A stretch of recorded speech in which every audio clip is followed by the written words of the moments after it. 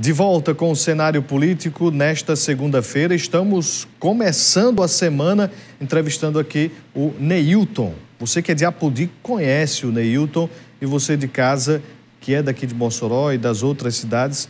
A gente está falando aqui sobre eleições 2022, a gente está falando sobre política, PL, que é o partido aqui do Neilton. Vamos falar também sobre administração. Você de casa pode já, a partir já de agora, mandar a sua mensagem. A gente aguarda o seu contato através das redes sociais, pelo Instagram, pelo Twitter. Você também que está nos acompanhando aí no nosso portal, o tcmnoticia.com.br, você pode nos assistir, também mandar a sua mensagem por lá e através do WhatsApp, 98802-8979. Vamos falar de eleições 2022.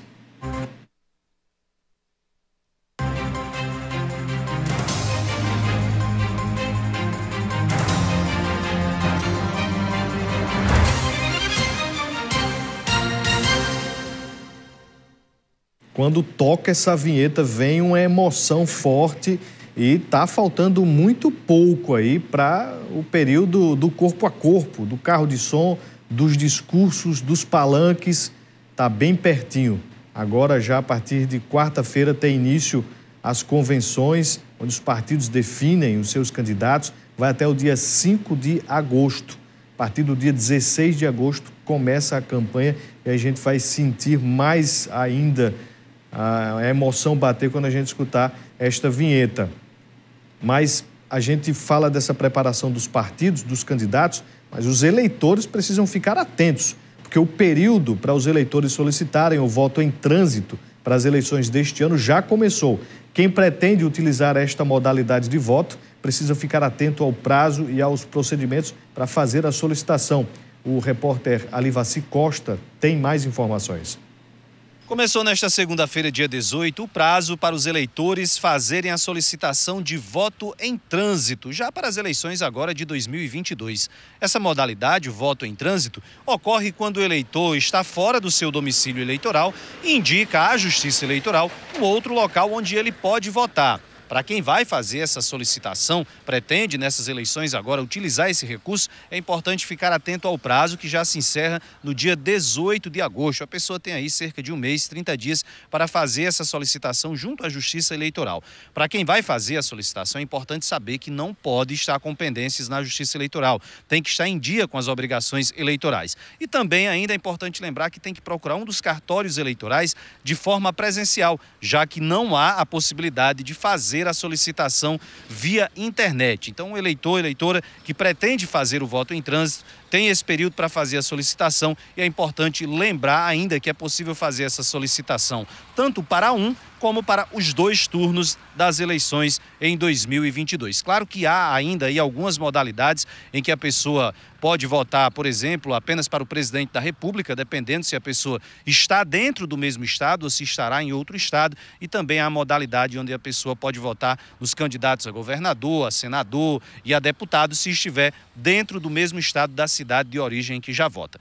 Deve procurar a Justiça Eleitoral até o dia 18 de agosto, fazer essa solicitação e aí poder exercer a cidadania e fazer o uso desse voto em trânsito. Alivaci Costa para o jornalismo TCM.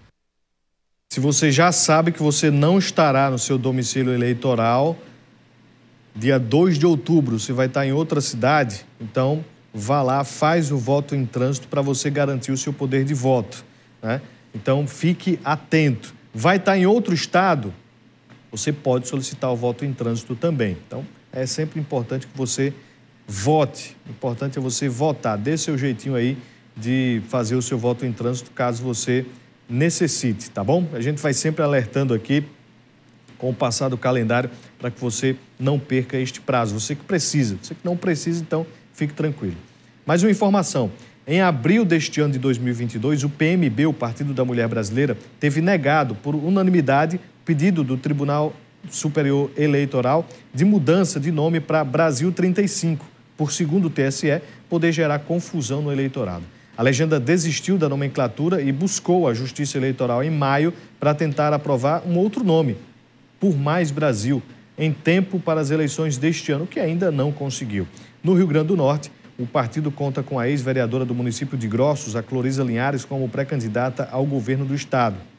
Em abril, lá de 2021, o Partido da Mulher Brasileira aprovou na Convenção Nacional na sua Convenção Nacional seu possível novo nome, o Brasil 35, mas com sua negação pelo TSE, oficialmente continua PMB. Portanto, não existe Brasil 35 nas eleições deste ano no nosso país. O nome da sigla é PMB. Sua presidente é a Suede Aidar Nogueira. Eu vejo muitos blogs, até mesmo institutos de pesquisa citando Brasil 35, mas o nome não é esse, o nome é PMB, Partido da Mulher Brasileira. Vamos retomar a nossa conversa com o Neilton. Neilton, quando a gente fala de política, de interior, a gente busca sempre essa representação mais próxima. E o que você tem sentido de necessidades do interior do estado que precisam desta representação na Assembleia Legislativa, na Câmara Federal, no Senado? O que você está sentindo da população sobre as necessidades do povo? Olha, Vonúvio, a gente temos andado muito, né, para encarar um desafio desse, uma missão, e ser um pré-candidato do interior do estado, né?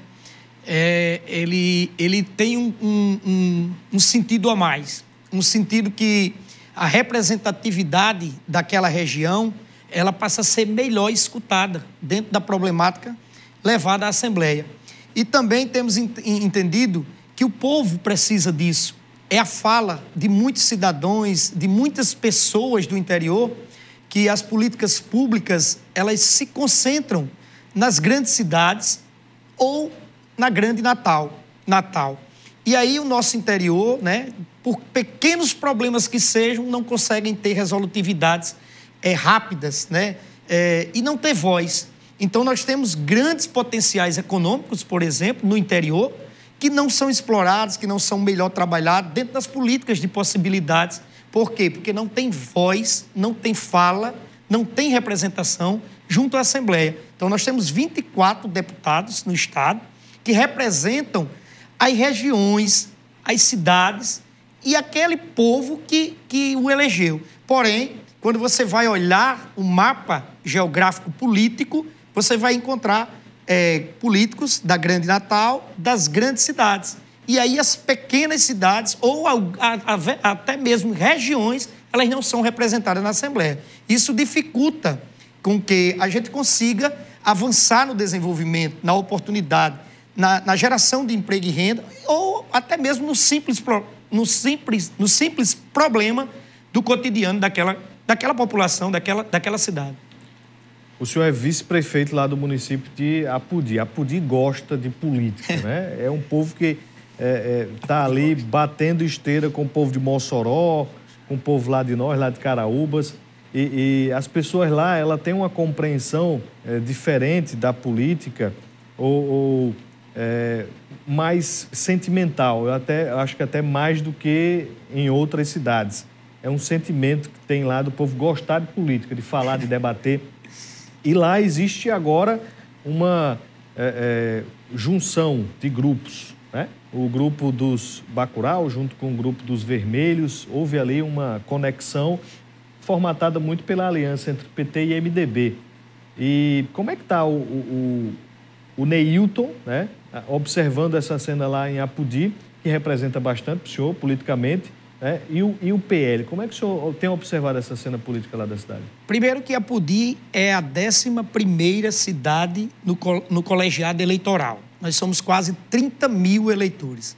Então nós temos um potencial gigantesco de poder de decisão junto à escolha de um representante. Isso é um ponto fundamental. O segundo é a contextualização. Nas últimas 5 campanhas a nível estadual, Apodi permaneceu em 50% ou mais dos votos válidos aos filhos candidatos de Apodi. Então, isso é, de verdade, uma expressiva partida para qualquer pré-candidato ou candidato. No segundo contexto de junção de grupo, isso não é levado muito em conta, tendo em vista que o voto é dado ao filho de Apodi e ele não é olhado a bandeira partidária, a cor. E é simplesmente pelo fato de ser apodiense e que Apodi precisa ter essa vaga na Assembleia, assim como a região precisa. Então, esse viés político de Apodi, agora vou lhe dizer e confessar, viu? Nós temos muito cientista político, as esquinas são cheias de cientistas políticos lá na nossa cidade. Eu acredito que todo o interior do estado, essa alegria de poder dizer, opinar, de poder até às vezes, né, criar aquela grande expectativa sobre um candidato, faz parte do cotidiano nesse tempo de política no interior do estado. Mas assim, quando o senhor observa este tipo de decisão tomada, o senhor corre por fora, o senhor busca ali outros caminhos para poder tentar chegar a quem está, digamos, insatisfeito com aquela situação, ou o senhor segue no mesmo rumo, ou não liga? Como é que o senhor decidiu criar a sua rota depois do que a gente viu lá em Apodi? Olha, é importante termos o nosso objetivo como foco. E o nosso objetivo é que tenha essa representatividade de Apodi, de um filho de Apodi, né, de uma pessoa que compreende bem, entende bem o poder econômico e de desenvolvimento da região, para que possa ser esse representante junto à Assembleia. Então, eu não tenho como diretriz ou então como meta seguir uma linha partidária ou uma linha de cor. Não interessa isso para a gente. A discussão é discutir como podemos avançar, como a política pode influenciar diretamente na vida, no cotidiano daquelas famílias, e em especial das famílias mais carentes, e em especial no desenvolvimento que nossa região pode ter. Nós temos grandes potenciais e que não são explorados. Nós temos famílias hoje que precisam da atenção das políticas públicas que não são vistas, lembradas. Por exemplo, 30 mil famílias aguardando a validação do Bolsa Família. E a quem nós vemos discutir isso?